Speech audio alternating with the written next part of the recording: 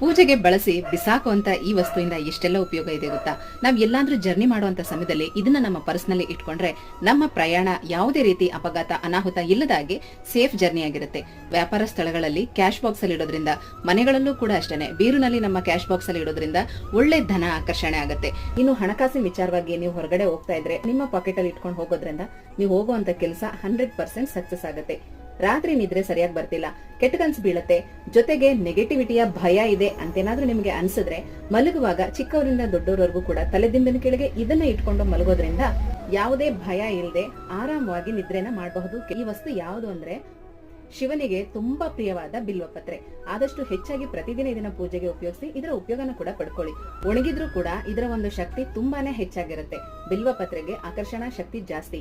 ಆದಷ್ಟು ಗಂಡು ಮಕ್ಕಳು ಇದನ್ನ ಅವರ ಶರ್ಟ್ ಜೇಬಲ್ಲಿ ಇಟ್ಕೊಳ್ಳೋದು ತುಂಬಾನೇ ಒಳ್ಳೇದು. ಹಾರ್ಟ್ಗೆ ಕನೆಕ್ಟ್ ಆಗಿರುತ್ತೆ, ಅಲ್ಲಿ ಒಂದು ಒಳ್ಳೆ ಪಾಸಿಟಿವ್ ವೈಬ್ಸ್ ಇರುತ್ತೆ.